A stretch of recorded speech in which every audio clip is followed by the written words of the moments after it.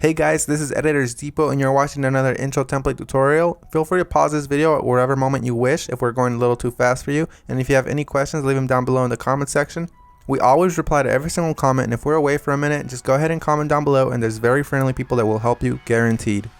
It's important to remember that this is a pre-made tutorial that we've carefully selected and approved because we noticed that it works the exact same way. If you have any questions, comments, or it's just not working for you, just leave a comment down below and we'll get back to you, guaranteed.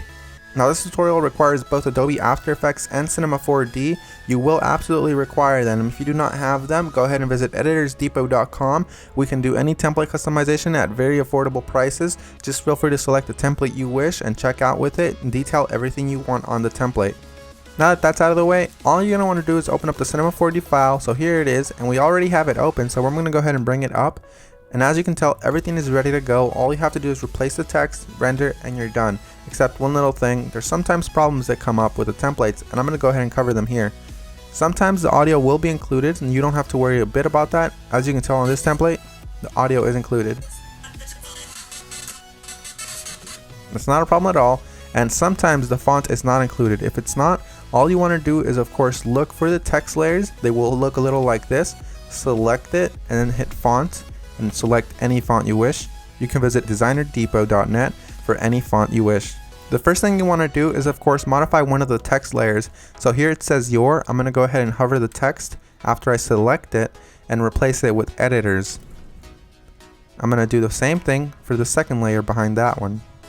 I'm going to hover the text and write editors. Now that that's done, I'm going to go ahead and render preview. And as you can see, it says editors, everything is 100% fine.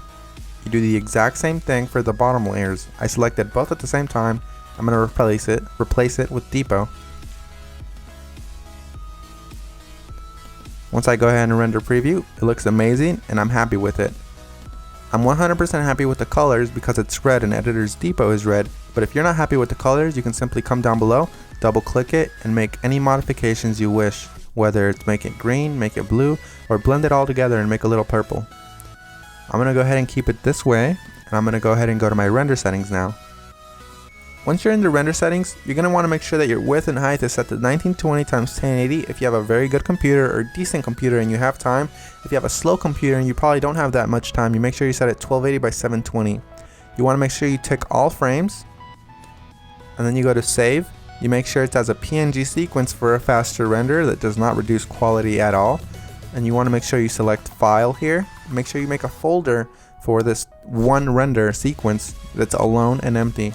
Mine is template render, and I'm going to name my every single sequence render. You close that and you begin the render. While it finishes rendering, I'm going to go ahead and open up my Adobe After Effects file and go ahead and get started with that for you guys. As you can see, that says that there's two files missing, so I'm going to go ahead and find them for my computer. So I'm going to wait for it to load, and as you can see, it says here that the audio is missing. I'm going to go ahead and double click the file, and I'm going to find it for the computer. It should be included in the template, and if it's not included, we're sorry and we're going to do our best to try to help you, but if it's not, you can go ahead and include any audio you want.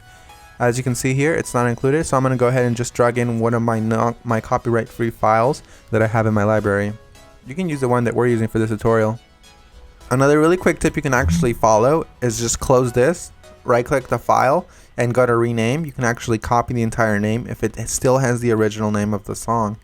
Then you go back to YouTube, you paste that there, and you download the file from there. You want to make sure it's copyright free and you're not breaking any laws though.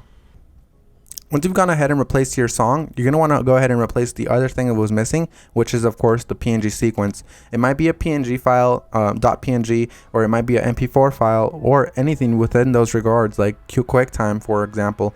You're going to go ahead and double click it and replace it with your render sequence. I'm going to select the first frame, scroll all the way down just to be safe, and select the last frame. You want to make sure you do the same thing, all while holding shift, so it selects every single one. You make sure you tick on sequence here where it says PNG sequence. You should have that option for Windows as well. You hit open and it will import every single one, and it'll make it look like a video. That makes your render much faster and it looks the exact same. So we're 100% done. Assuming you have every single one of the plugins required, you're 100% done, and if you don't, you're going to have a black screen similar to this. But if you do have a black screen similar to this, you're gonna just want to make sure you troubleshoot it by turning off or turning back on whatever adjustment layers might be messing up your entire video.